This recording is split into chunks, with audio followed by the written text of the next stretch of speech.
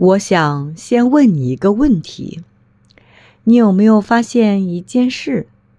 现在的人好像越来越容易累了，不是因为干了多重的活，而是那种说不清楚的累。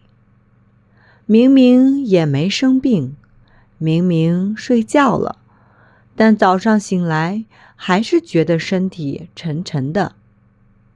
在国外生活的时候，我一直以为这是正常的，因为我身边的每一个人看起来都很努力，也都很疲惫。那时候，我从来没有想过，生活方式本身可能就是问题的一部分。我以前觉得，只要事情都完成了，只要效率够高，生活就算是过得不错。身体不舒服，忍一忍；情绪不太好，先放一放。反正事情永远更重要。直到我来到中国，这种想法开始被一点一点打破。在国外的时候，我的生活其实非常有规律。早上起床，第一件事不是关心身体，而是确认今天要做什么。喝水这件事从来不在计划里，渴了喝一口，不渴就算了。至于喝什么，也从来不是重点。冰水、咖啡、饮料都是一样的。吃饭也是，午饭经常是随便解决，能快就快，一边吃一边做别的事情。身体发出的信号常常被我忽略。胃不太舒服，可能是压力大；睡不好，可能是最近事情多。我从来没有把这些和生活习惯联系在一起。在那样的环境里，没有人会提醒你，你是不是太累了？你最近有没有好好休息？因为大家都默认累是理所当然的。所以，当我刚到中国的时候，我真的没有意识到，这里的生活方式会慢慢改变我。我甚至一开始是有点抗拒的。在国外的时候，我从来没有认真想过一件事，那就是身体其实一直在配合我们。哪怕你对它不太好，它也会先忍着。你熬夜，它第二天还能撑着你上班。你吃得乱，它只是偶尔提醒你一下，所以你会误以为一切都还可以。直到你换了一个环境，你才发现原来身体不是没有感觉，只是你以前没有听。说实话，我刚到中国的时候，并没有立刻觉得这里的方式更好。甚至可以说，一开始我是有点不适应的。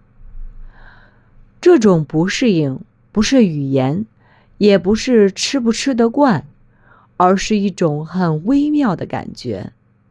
比如，有人会突然问我一句：“你冷不冷？你要不要多穿点？你是不是太累了？”这些问题在国外其实不常出现。刚开始，我心里会想，我自己知道啊，我已经是个成年人了，我会照顾好自己。可是，这些话出现的太频繁了，而且说的人并不是医生，也不是特别亲近的家人，有时候是同事，有时候是邻居，甚至是刚认识不久的人。那种感觉很奇怪，你会觉得自己的身体状态被别人看见了。后来有一次我真的记得很清楚，那天我有点不舒服，不是生病，就是那种没精神，胃有点凉的感觉。我还是照常喝冰水，然后一个中国朋友看见了，非常自然地说了一句：你别喝这个了，喝点热水吧。这句话在国外听起来甚至有点多余，可是他说的时候语气特别平静，不是命令，也不是说教，就是一种很笃定的关心。我当时其实有点抗拒，心里想的是，喝热水真的有用吗？但我还是接过来了。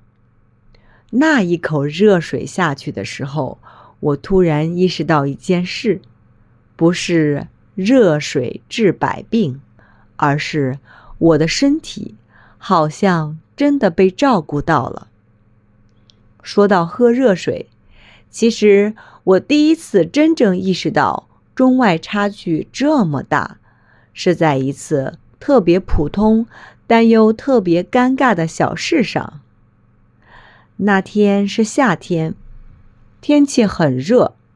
我在国外的时候，夏天基本就是冰水、冰咖啡、冰可乐，越冰越爽。所以有一天我在中国走进一家小餐馆，刚坐下，服务员就给我倒了一杯水。我一看，冒着热气的。我当时愣了一下，心里想的是，这么热的天，为什么要喝热水？我小声问了一句，不好意思，有没有冰水？服务员看了我一眼，很认真地说，没有冰水，喝热水对身体好。那一刻，我真的不知道该怎么接话。在国外，如果你在夏天说要喝热水，别人可能会觉得你生病了，或者你很奇怪。但在中国，好像完全相反。你不舒服的时候，别人第一反应不是问你吃没吃药，而是问你一句：你喝热水了吗？一开始我真的觉得这句话有点敷衍，心里会想，喝热水真的能解决问题吗？可是后来，慢慢的，真的就是慢慢的，我开始发现一件事，中国人说多喝热水，很多时候不是一个医学建议，而是一种关心。你肚子不舒服，别人说多喝热水；你来月经不太舒服，别人说多喝热水；你熬夜了，累了，情绪不好了，还是那句话，多喝热水。听起来好像很简单，甚至有点被网络玩梗玩坏了。但当你真的生活在这里，会发现这背后是一种很具体的生活经验。尤其是作为一个女生，这一点我真的感受得特别明显。在国外，很多女生来月经的时候，还是会喝冰水，吃冷的东西，继续高强度工作。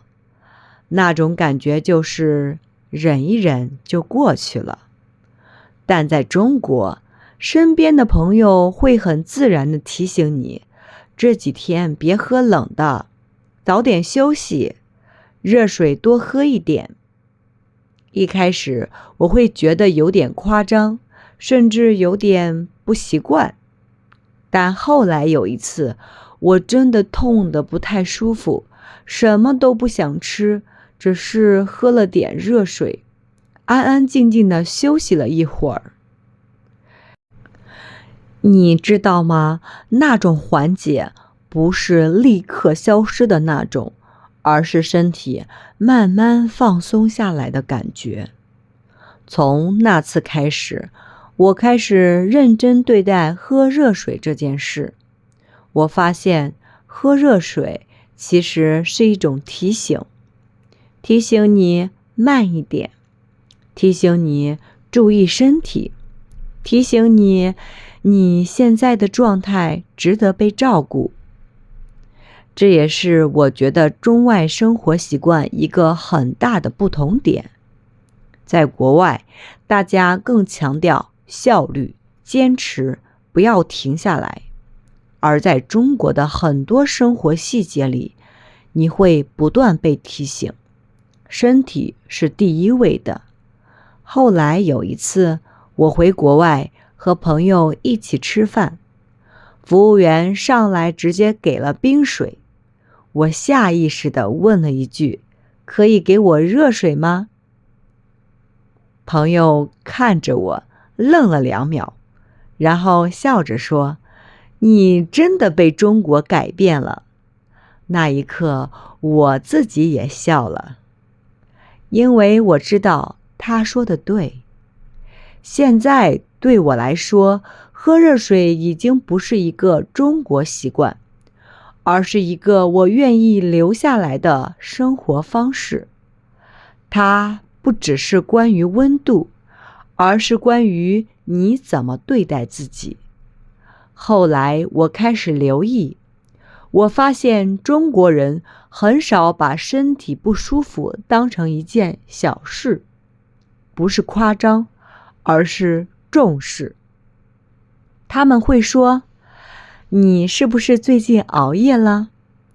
你最近吃的是不是太凉了？你是不是太着急了？”这些话并不是马上要给你一个解决方案，而是先承认你的状态值得被认真对待。在国外，我们更习惯的是忍一忍，撑过去就好了，等周末休息。可是身体不会等周末。慢慢的，我开始跟着中国的生活节奏走，不是刻意改变，而是被环境带着。喝热水成了习惯，不是因为被要求，而是身体真的更舒服。吃饭的时候开始坐下来，慢慢吃，不再一边吃一边做事。晚上不再那么晚睡，不是因为自律，而是发现第二天的状态完全不一样。我还记得有一段时间，我突然发现自己不再一直看时间了，不是不忙，而是没那么着急。以前我总是脑子里有一个声音，快一点，再快一点。可是在中国，很多生活场景里，没有人在催你。你吃饭的时候，别人也在吃。你走慢一点，也不会显得很奇怪。这种感觉一开始会让人不安，但慢慢的，你会觉得安心。我第一次意识到，生活方式不是一个观念，而是一种长期的身体体验。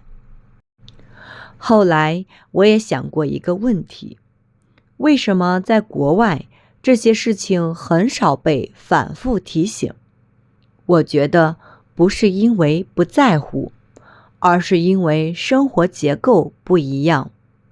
在国外，很多事情是围绕效率展开的，时间被切得很碎，你必须随时准备好，马上进入状态。而在中国，至少在日常生活中，很多细节是围绕身体展开的，冷不冷，累不累，饿不饿，这些问题听起来很简单，但其实非常基础。如果现在你问我，来到中国以后，最大的改变是什么？我不会只说喝热水，真正的改变是我开始听身体说话了。累的时候不再马上责怪自己，不舒服的时候不再硬撑。有一天，我突然意识到，我已经很久没有因为小不舒服而生气了。以前我会怪自己，怎么又没精神？怎么这么容易累？后来我开始想，也许我真的需要休息。这种想法的变化不是一瞬间的，是一次一次被生活慢慢教会的。我开始理解为什么中国人会说身体是自己的，慢一点对身体好。后来我发现，这种生活方式和学中文是一样的。学中文的时候，你越着急，越想一下子说得很好，反而越容易卡顿。但当你慢下来，每天一点点，反而进步更明显。如果你现在在中国生活，也许你已经习惯了这些细节，但如果你刚来，或者还在适应中，我想告诉你一件事，你不需要一下子变成中国式生活，你只需要对这些习惯保持一点点开放，哪怕只是今天，多喝一杯热水。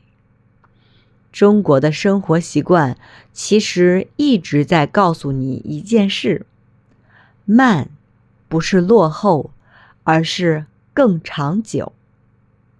如果你现在正在听这期节目，也觉得有点累，那我想告诉你一件事，你不一定需要立刻改变什么，你可以从一件很小的事情开始，比如喝一杯热水，比如早睡10分钟。生活方式的改变不是一个决定，而是一种慢慢发生的过程。这也是我为什么会把这期节目叫做汉语慢时光。不只是学语言，也是学着用另一种方式生活。如果你愿意，下一次我们可以继续聊中国生活里那些你一开始不理解，后来却离不开的小习惯。今天的分享就到这里，我们下期再慢慢聊。学习讲义1，本期学习目标：通过真实生活内容，你可以学会用中文表达生活习惯，描述身体感受与变化，用简单中文说出文化差异，听懂中国人日常中没学过但常听到的话。2，核心词汇：习惯、生活方式、身体、身体状况、适应、慢慢习惯、注意、提醒、休息，非常常用。例句：这个习惯我一开始不太适应，最近要多注意身体。3，常听但很少学的中文表达。这些句子教科书里不常见，但生活中每天都听到。多喝点热水，别太累，慢慢来，没事的，注意身体。重点不是翻译，而是感受语气。4，实用句型：一开始，后来，一开始我觉得很奇怪，后来慢慢理解了。2. 对我来说，这个习惯改变了我的生活。3. 不是，而是。不是不能喝冷水，而是他们更在意身体。4. 慢慢的，我慢慢的适应了中国的生活节奏。5. 口语练习，请试着自己说： 1. 你觉得中国哪些生活习惯很特别？ 2. 你有没有慢慢接受一个习惯？ 3. 对你来说，慢一点重要吗？不需要完美，说完整一句就很好。6. 文化理解小提醒，在中国，很多生活习惯背后其实是对身体的尊重，对长期健康的重视，对生活节奏的理解。语言是这些价值观的一部分。7. 本期一句话总结练习，请完成这句话：在中国生活后，我慢慢发现，汉语慢时光，中文不只是学出来的，也是生活出来的。